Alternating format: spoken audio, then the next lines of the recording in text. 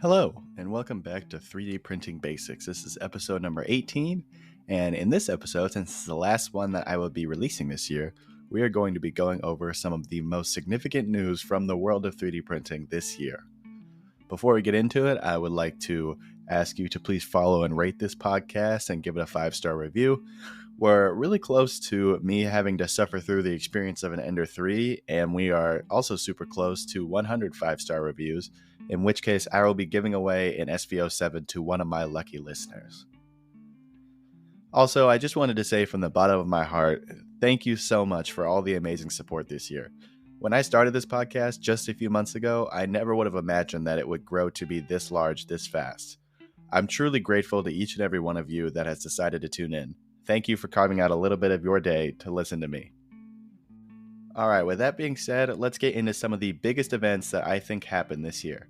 To start, I'm going to talk about my favorite company, Bambu Labs, releasing their A1 and A1 mini printers. So up to this point, Bambu Labs hadn't really differentiated their printers in any way. All their printers that they offered were the same printer with more or less features, and there really wasn't anything different about them. They all had the same build size, they all used the same AMS, and minus or plus a few features here and there really wasn't much difference between them. We were waiting to see if they would release a totally different printer, and on September 20th, they delivered with the release of their A1 Mini. So the A1 Mini, the most attractive thing about it is its price point. It's a bed slinger, but it still has all the same speeds that the other Bambu Labs printers has. And if you get it without their version of the AMS, it's only $299, and that's honestly a fantastic deal for any printer that offers any kind of quality.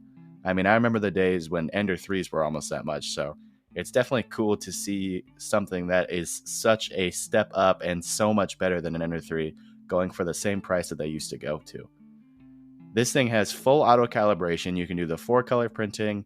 It's very low noise. It has linear rails and bearings, vibration and flow compensation. It comes with everything.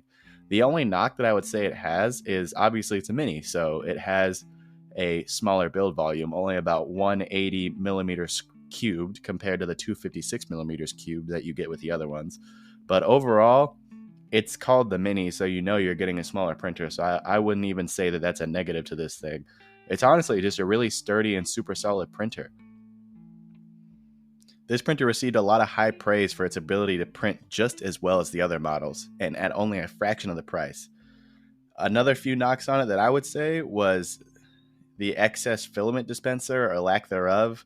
What it really does is just kind of drop the excess filament that it uses just off to the side. Like in the P1P and the P1S and the X1 Carbon, there's a chute that it goes down where it goes out the back of the printer, and that has a designated place for it. But on this printer, obviously it's small and it's not enclosed, so you couldn't really put a poop chute dispenser on there. And so what it does is it just drops it out to the side of the table, and that can build up. And if you're doing a really colorful print with lots of different colors, that can just pile up super big, and it could even spill over into your print bed. I haven't seen that yet, but I've seen massive piles of extra filament pile up next to the printer when it's being used. Now, at only 180 millimeters cubed build volume, that's pretty small, but Bambu Labs made up for that a few months later when they released the A1. It is almost exactly the same printer as the A1 Mini. The only main difference is that it has the same build volume as the other X1 Carbon and P1P printers. And let's see the price on it. I know it's pretty good.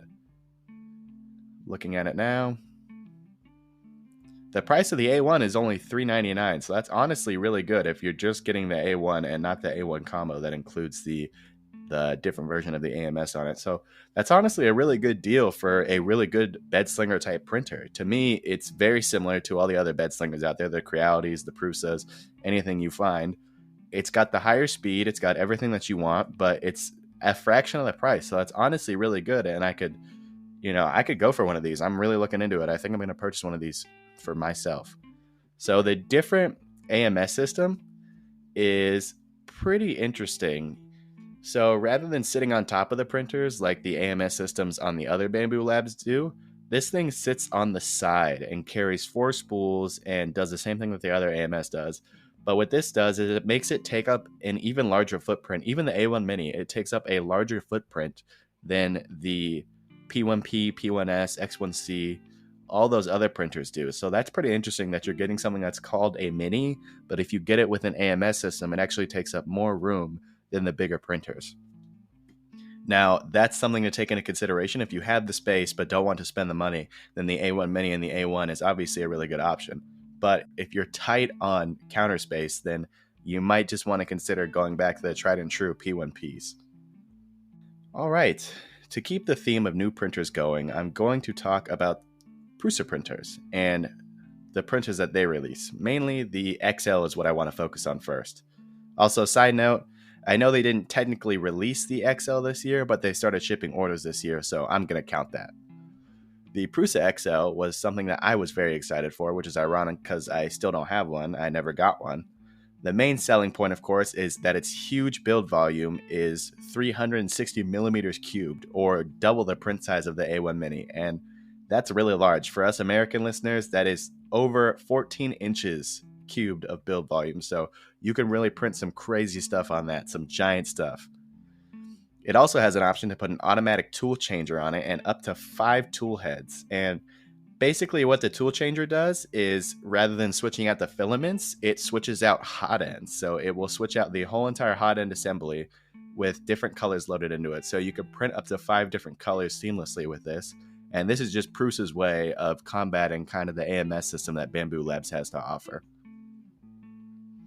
It also comes with automatic first layer calibration, which is honestly starting to feel like just a standard that all printers come with nowadays. And I was very excited when I first heard about this printer releasing. However, I was turned off buying one because of the steep price tag and long wait times. I'm pretty sure, like 99% sure, that I looked at this printer in August of 2022. And when I did, the price was north of $2,000 and the machine wasn't even expected to ship until the new year, 2023. And looking at it now, not much has changed. I mean, the price tag is still $2,500 for just 2 tool heads. If you want to get 5 tool heads on it, so you can print with 5 colors, it's $3,500. And if you want to get it assembled, it's $4,000. So it runs anywhere from $2,500 or $2,000 to $4,000. And it even has a note still. It says new orders will be processed during the first half of 2024. And I know it's basically 2024 already, but this says the first half. So that could mean that if you order a printer now, you won't be getting it until June. And that's a really long wait, no matter how good the printer is, especially when you're dropping this kind of money. Because I don't know a lot of hobbyist makers who can afford to drop $2,500 on a machine, much less drop that much money on a machine and then wait 6 months for it to come. If I'm spending that much money on a printer, I want it to come, even though it's coming from Prague, I want it to be here in at least a month if I'm spending that much money. So I think that's pretty isolating for this machine, the price and the long wait times. But I did want to highlight it because I thought it was significant, and I think it's taking a step in the right direction for making 3D printers bigger in build size.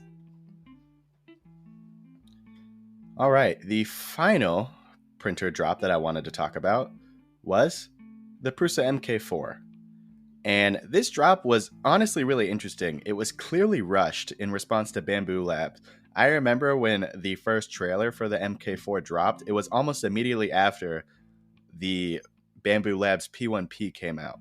Honestly, the trailer was crazy. I watched the trailer and then I immediately bought one, but the thing that really bugs me about this drop is that it marketed input shaping with the accelerometer, but it didn't even have it yet. And they didn't say that. So I bought this printer fully expecting an accelerometer and be able to do input shaping and be able to do vibration compensation and be able to run this machine super, super fast. But I just couldn't. When I got it, it was good and it ran faster than the Prusa MK3 because I had an MK3 and the MK4 at the time. But it didn't run that much faster. It was up to 6 to 8 months until the accelerometer started shipping and you could do the input shaping on the Prusas. So that was kind of sketchy that they marketed the input shaping as part of the drop, but you couldn't get it until 6 to 8 months later. I mean, I still like the printer a lot. What I'm honestly hoping for is I'm waiting on Prusa to make the improvements needed to it and to kind of see the run times from other people and get feedback from people and make improvements. And I honestly plan to purchase another one. I think it's a really good printer, and I specifically want the printer to print my TPU prints because of the planetary gear system that it has. So this printer, when they released it, they pretty much made it the same price that the MK3 was selling for, and then they cut the price of the MK3 almost in half. So if you want to pick up these pieces, it's going to be about $1,100. There's obviously the add-ons and whatever you want to do with that, but it's going to be about $1,100 and an estimated lead time of 2 to 3 weeks. So much more what we're used to seeing from Prusa rather than the possibly 6-month wait time that you could be waiting for the XL printer. But overall, I do think it's a good printer. ABC Wednesday. Y'all complain all day. We want books. We want paper towels in the classroom. Bet you want raises too.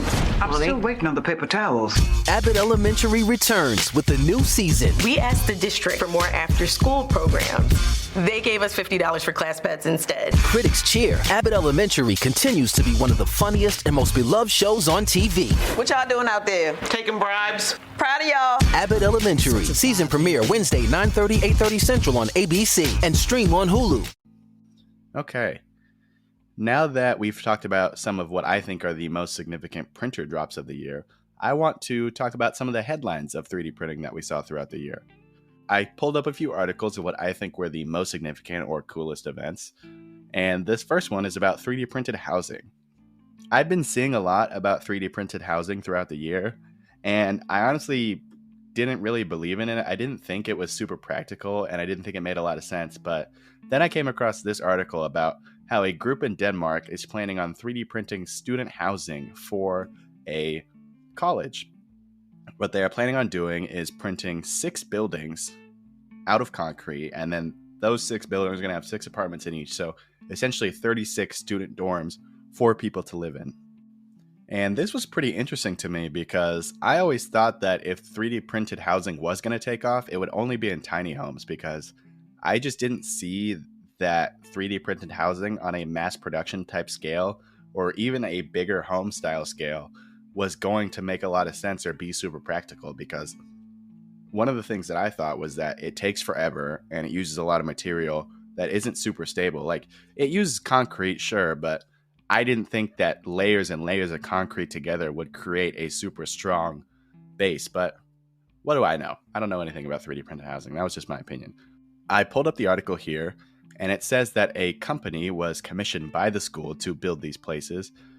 And basically how they do it is they have a crane-like structure that has a robot arm on it, that basically all it is a tube where you can put the concrete into and then an extruder on it. And what the crane and robot arm does is follow the same G-code path to print layers and layers and layers until you get the shell of the house. And then obviously people are going to go back in with wood, they're going to go back in with other materials to finish up the house and totally complete it. You can't make a whole entire 3D printed house out of concrete.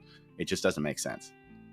And I've been seeing a few of these. I've seen probably 3 or 4 articles throughout the year of people printing houses. For instance, I saw a 400 square foot home being completed in just 5 weeks in Guatemala, and also just 3D printed tiny homes all across the world. And it seems to be not taking off, I'd say, but it seems to be getting a little bit of momentum, and I'm excited to see where this goes, because I think 3D printed housing could be not like the future, but it could definitely play a significant part in construction as wood is getting more and more scarce. Next, I want to talk about what I think is the coolest 3D printing event of this year, the rocket launch. So this is definitely the coolest thing that I've seen so far this year. A company called Relativity Space, they printed a rocket. The rocket is made up of 85% of 3D printed parts. And it took off from Cape Canaveral Space Station, and it was kind of successful. So first it had 2 fails, and then on the 3rd attempt, it successfully launched, but then it didn't make it to the atmosphere, unfortunately. But honestly, I still consider that a rocket launch, and that still is really cool to me. It's pretty interesting to see 3D printed parts being used in a space like this that requires so much force and puts so much strain on the parts that are being used in something like a rocket launch, especially something that's going to be out in space in the sub-zero temperatures.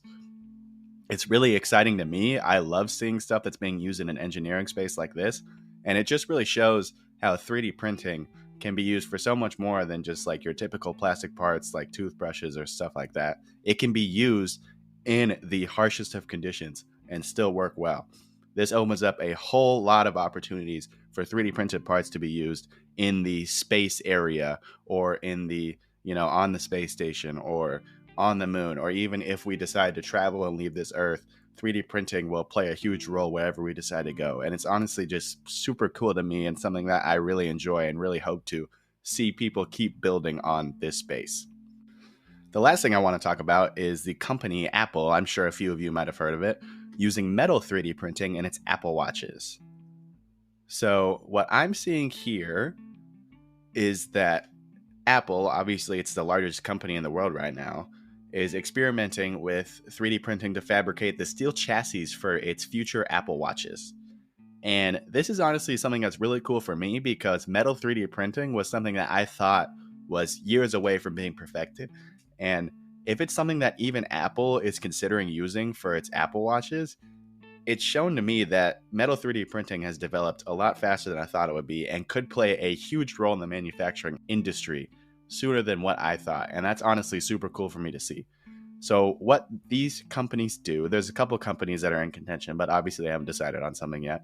But they use LBPF, or laser powder bed fusion. And so what this process is you have a substrate, a build platform that's made of metal, and then there's a recoater or a roller that spreads a really thin layer of metal powder across the build platform. And then a laser comes on and selectively melts the powder that you need to form the layers that you need. And it just does that layer on layer on layer on layer until you get the metal 3D printed part that you want. This is a really good way for a metal 3D printing to work rather than just printing something out of a nozzle, because in my opinion, it gives way for less inconsistencies and allows for something like metal 3D printing to be used way more effectively. And also, in my opinion, this is huge for the 3D printing space because it shows that it can be used in a mass production format if Apple decides to use these for their Apple Watches. I mean, obviously, there's millions and millions of Apple Watches that are being sold across the globe. And if it's something that they decide to use and a 3D printed part is going in every single Apple Watch, it just shows that, 3D printers aren't just for if you need tens of parts or if you need hundreds of parts. They can be used for a millions and millions of parts job. And that's just something that I've always believed in and something that I think is really cool to open up to the public as like, hey, other than injection molding, 3D printing is also an option. Okay, that's pretty much all I wanted to cover for this episode. I'm really happy with this episode. I hope that you learned a thing or two. And that's pretty much all I got for you. Please don't forget to like and follow and rate this podcast. Remember, I'm going to be doing the giveaway soon. I hope everybody has a happy new year. And again, thank you so much for supporting me during this year. I know next year we're going even bigger and better, and I can't wait to see where 3D Printing Basics is going to go. Thank you again so much for listening, and I'll talk to you next year.